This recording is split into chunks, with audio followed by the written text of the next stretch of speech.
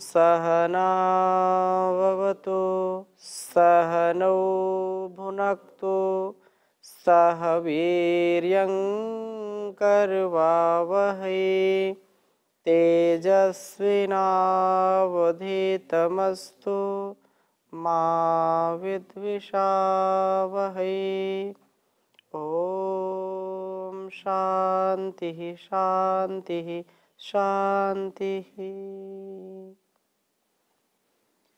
गीता सार जीवन का आधार। श्रीमद् भगवत गीता के 18वें अध्याय का हम स्वाध्याय कर रहे हैं, जिसमें 49वें श्लोक तक हमने चर्चा की थी। पुनश्च और हम एक बार इसको देखते हैं। नैष्कर्म्य सिद्धि अर्थात निष्काम कर्म हमारे जीवन के लिए अत्यंत आवश्यक है। हम आसक्ति रहित होकर के कर्म करें, क्योंकि आसक्ति आ सकती है, जा नहीं सकती जब तक हम प्रयास नहीं करेंगे, जब तक हम विवेक वैराग्य से युक्त होकर के जीवन नहीं जिएंगे, जब तक स्वाध्याय नहीं करेंगे, जब तक ईश्वर की भक्ति स्तुति प्रार्थना उपासना नहीं करेंगे, तब तक इस संसार का आकर्षण हमको दबोच करके रखता है। हम इसको जब दूर करना चाहते हैं तो उसके लिए हमको श्रुति प्रमाण वेदानुकूल आचरण, शास्त्र अनुकूल आचरण, ऋषि प्रोक्त शास्त्रोक्त कर्मों को करना चाहिए। इसमें कोई संदेह नहीं होना चाहिए।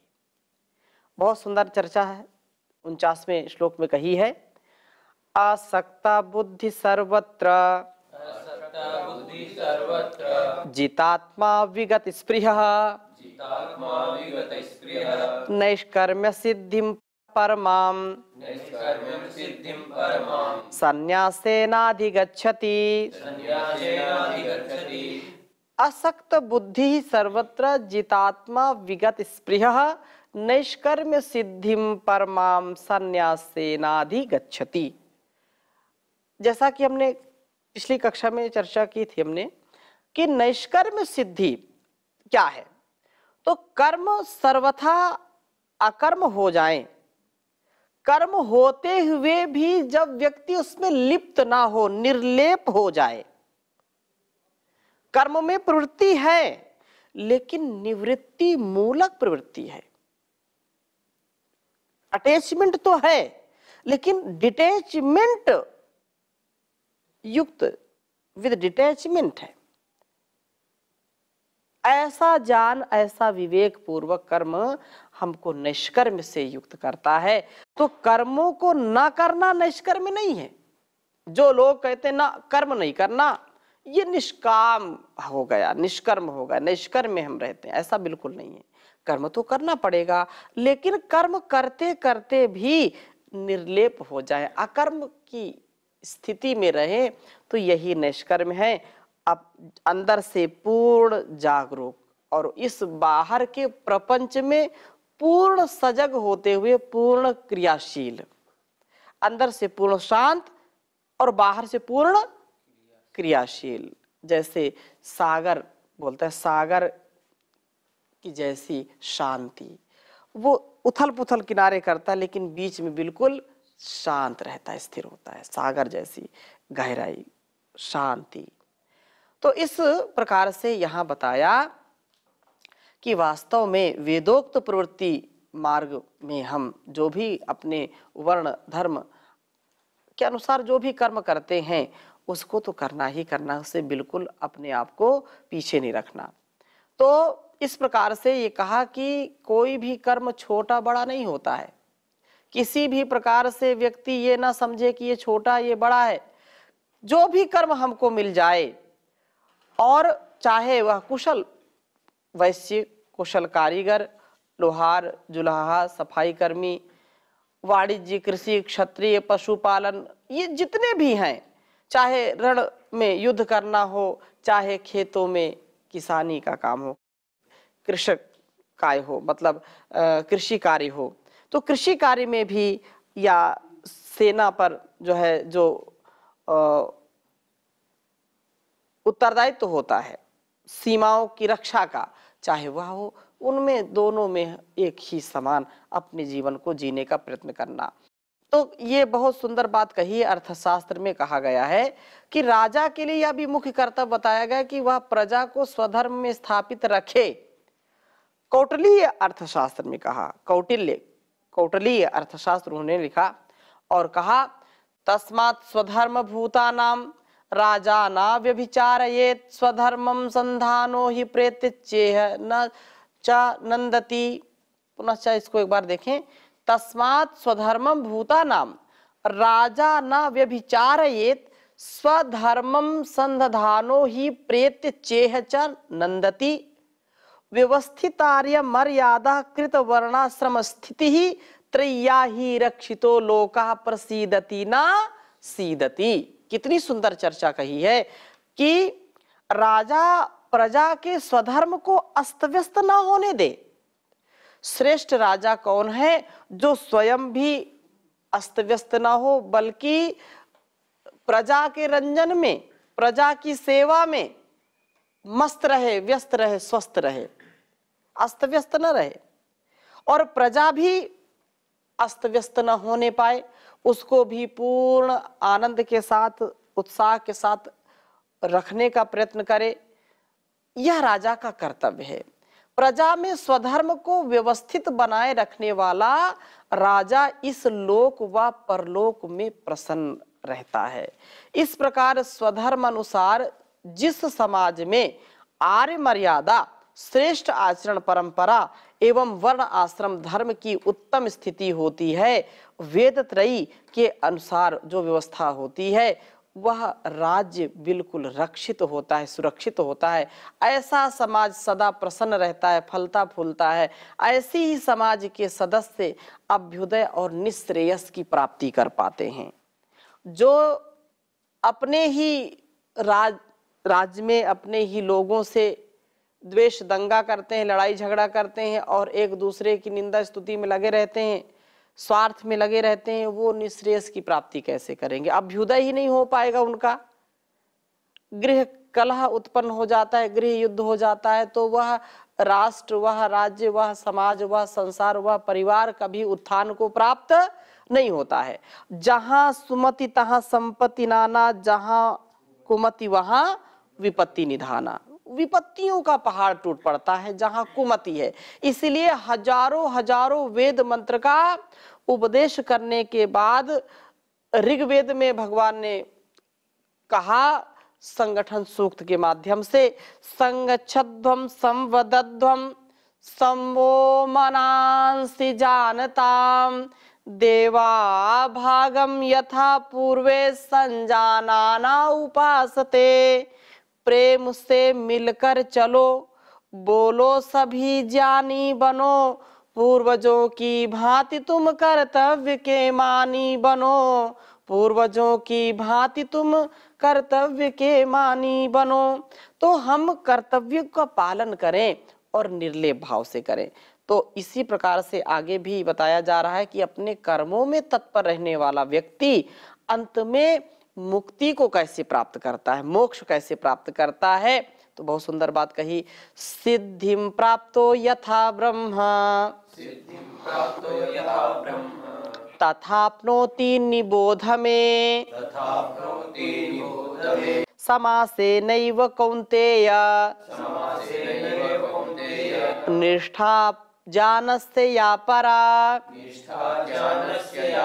सिद्धिं प्राप्तो यथा ब्रह्मा तथाप्नोति निबोध में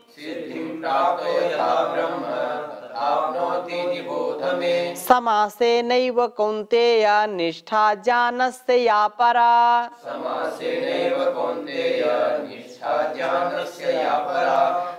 बहुत श्रेष्ठ बात कही भगवान ने कि हे कुंती पुत्र कौन्तेय, ज्ञान योग की परंपरा या ये जो ज्ञान योग चल रहा है जीवन में, तो हे कुंती पुत्र अर्जुन, ज्ञान योग की जो परानिष्ठा रूप नैष्कर्म्य सिद्धि को प्राप्त कर मनुष्य जिस रीति से ब्रह्म को प्राप्त करता है, उसी रीति को तू मुझसे संक्षिप्त में सुन। अर्थात पहले ये कहा है कि स्वकर्मणा तमभ्यर्च सिद्धिम विन्दति मानवा, ठीक है, कर्म योग के द्वारा भक्ति की सिद्धि बताई। और यहाँ सिद्धिम प्राप्तो यथा ब्रह्मा, कहा कि कर्म योग के द्वारा ज्ञान योग की सिद्धि बताई जा रही है। जब कर्म योग नहीं होगा तो ज्ञान योग भी आपका नहीं होगा। अरे भाई, पढ़ने के लिए भी तो कर्म करना पड़ेगा ना, कर्म करना ये भी तो ये कर्म करेंगे तभी तो ज्ञान मिलेगा, और जब कर्म नहीं करेंगे तो ज्ञान कैसे मिलेगा। तो ज्ञान योग के लिए भी क्या करना है, कर्म योग का विशेष रूप से अनुष्ठान करना है। और कहा बुद्ध्या विशुद्धया युक्तो धृत्यात्मानं नियम्य च शब्दादीन् विषयांस्ते रागद्वेषो विदस्य च शब्दादीन् विषयांस् त्यक्त्वा रागद्वेषौ विदस्य च। तो बुद्धिया विशुद्धिया युक्तो धृत्यात्मानं नियम्य च शब्दादीन् विषयांस् त्यक्त्वा रागद्वेषौ विदस्य च। कहा कि विशुद्धया, विशुद्ध बुद्धि से युक्त लघुभाषी, जो हल्का सात्विक, यहाँ पर जो कहा कि व्यक्ति को, क्योंकि ये श्लोक और नीचे तीनों श्लोक हम पढ़ लेते हैं फिर चर्चा करेंगे। विविक्त सेवी लघुभाषी यत वाक्काय मानसः ध्यान योग परो नित्यम वैराग्यम समुपाश्रितः अहंकारं बलं दर्पं कामं क्रोधं परिग्रहं विमुच्य निर्ममः शांतो ब्रह्म भूयाय कल्पते बुद्ध्यया विशुद्ध्यया युक्तो धृत्यात्मानं नियम्य च शब्दादीन् विषयांस् त्यक्त्वा रागद्वेषौ विदस्य च विविक्त सेवी लघुभाषी यत वाक्काय मानसः ध्यान योग परो नित्यम वैराग्यम समुपाश्रितः अहंकारं बलं दर्पं कामं क्रोधं परिग्रहं विमुच्य निर्ममः शांतो ब्रह्म भूयाय कल्पते।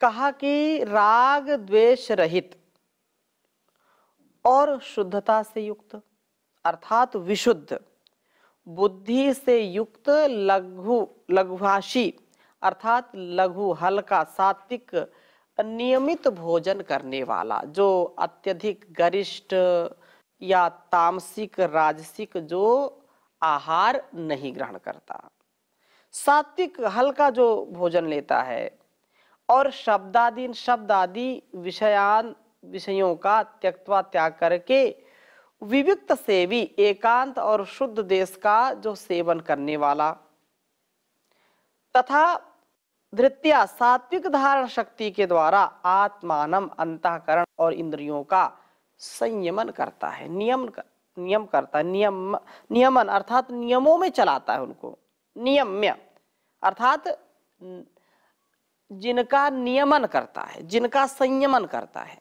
संयमित करता है, नियमित करता है। एकांत सेवी अर्थात वो इस पूरे प्रपंच में शांत स्थिति में रहता है। एकांत का सेवन ऐसा थोड़े कि बस कमरे अंदर चले गए, बस अंदर ये एकांत सेवी और अंदर खूब उथल पुथल चल रही है, ऐसा नहीं। एकांत सेवी मतलब सब कर्मों के बीच में भी अपने को बिल्कुल शांत रखे। ठीक, अब बैठे कक्षा में बैठो, वाले हम एकांत सेवी, हम बिल्कुल कक्षा के बाहर जाएंगे, ऐसे थोड़े। मतलब कर्म अंदर से शांत रहना, डिटैचमेंट। ठीक, हाँ। और कहा कि जो यत यत वाक्काय मानसा, मन वाणी और शरीर को वश में कर लेने वाला राग द्वेषो, राग और द्वेष को युद्धस्य सर्वथा नष्ट करके वैराग्यम भली भांति दृढ़ वैराग्य का समुपाश्रितः आश्रय लेने वाला तथा अहंकार से बल, घमंड, काम, क्रोध आदि ये जो परिग्रह आदि हैं, इनको त्याग करके निरंतर ध्यान योग पर रहा, जो ध्यान योग के पारायण रहने वाला, निर्ममहा, ममता रहित। लड़ाई झगड़े का मूल क्या है? मम, मेरा है, मेरा है, मेरा, मैं मेरा, तू तेरा, यही लड़ाई झगड़े का कारण बनता है। देश और दुनिया में क्या है? घर परिवार से लेकर के संसार के जो भी युद्ध हैं क्यों होते हैं? क्योंकि मम, मेरा है, ये तेरा है।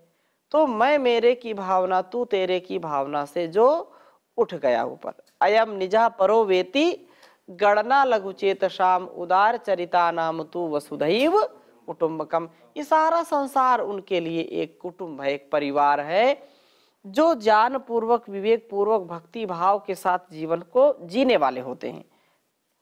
और ऐसा जो जीता है वास्तव में वो विमुच्य, वह इन सबको त्याग करके ध्यान योग में रहने वाला, ममता रहित होकर के शांतः, शांति युक्त पुरुष ब्रह्म भूयाय, ब्रह्म के अभिन्न भाव से युक्त होकर के, उसके अभिन्न भाव में स्थित हो जाने से युक्त हो जाता है, ऐसा वो पात्र बन जाता है, ऐसा उसका सामर्थ्य हो जाता है। तो राग द्वेष रहित शुद्ध बुद्धि से युक्त हुआ धृति शक्ति के द्वारा अपने को संयमन कर शब्द स्पर्श आदि इंद्रियों के विषयों को छोड़ करके प्रीति व अप्रीति आदि द्वंद्वों को दूर फेंक करके विविकता अर्थात एकांत स्थान में रहने वाला, लघुवासी, लघु आहार लेने वाला, मिताहारी, ना कि अधिक खाने वाला, ना आवश्यकता से कम खाए और ना अधिक खाए, हिताहारा मिताहारा अल्पाहारस्य ये जना ना तान वैद्य चिकित्सन्ति आत्मन्येव ते चिकित्सकः।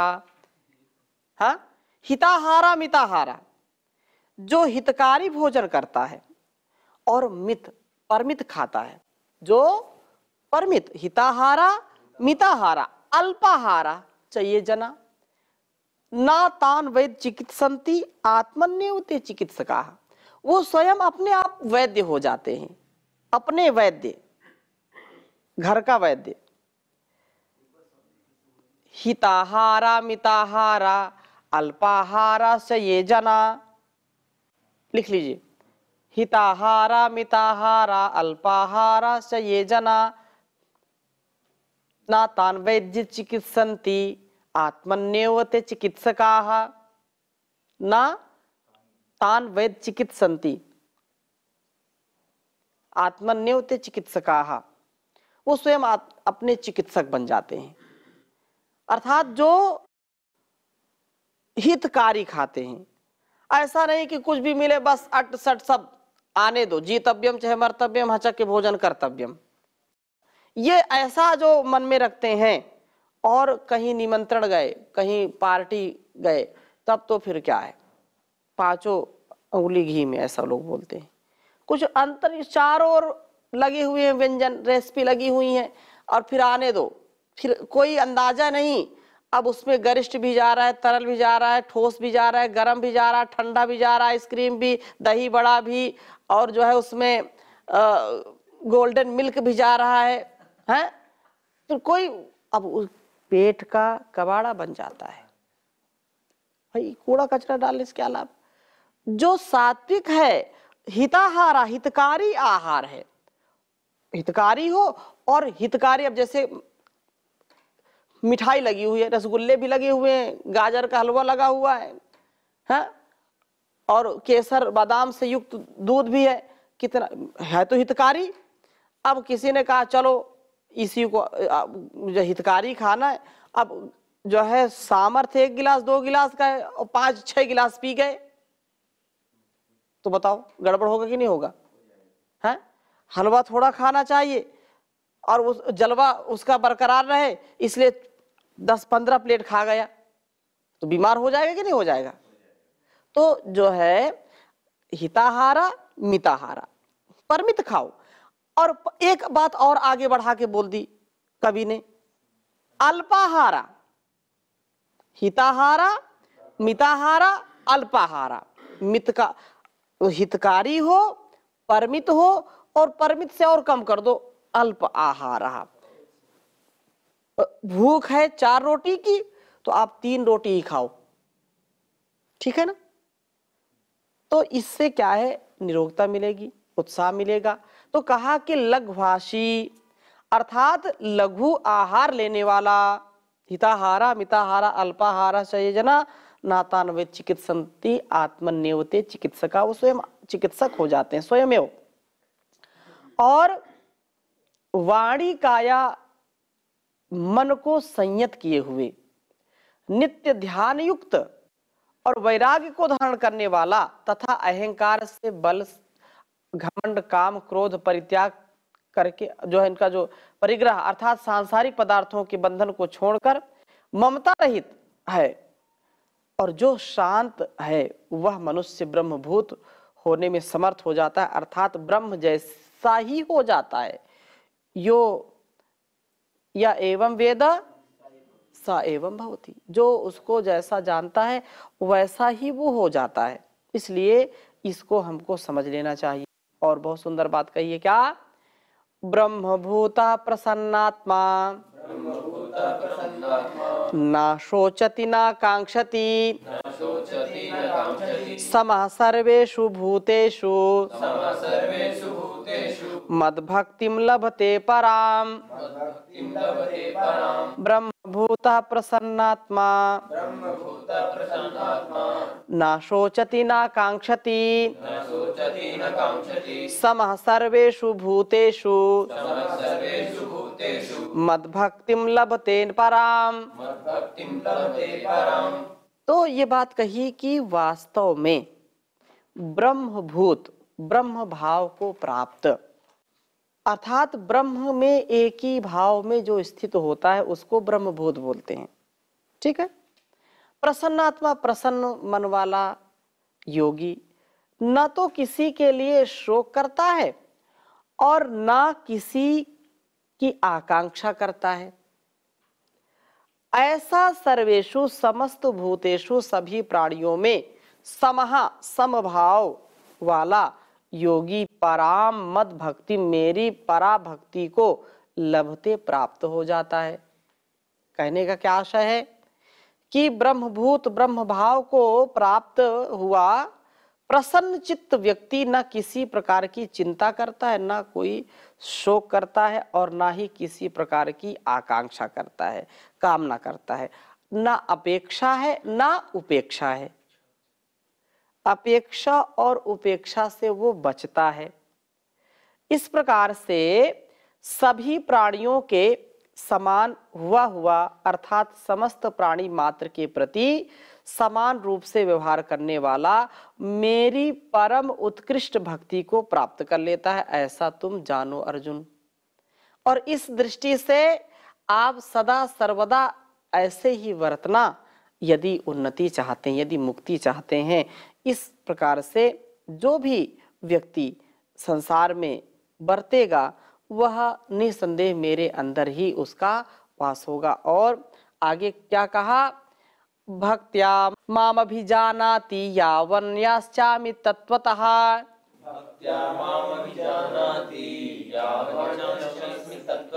ततो माम तत्वतो ज्ञात्वा विशते तदनन्तरम्।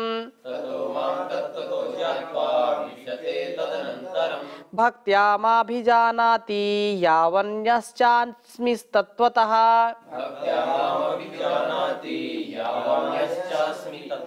ततो माम तत्वतो ज्ञात्वा विशते तदनन्तरम्। भक्त्या माम अभिजानाति यावन यश्चामि तत्वतः ततो माम तत्वतो ज्ञात्वा विशते तदनंतरम।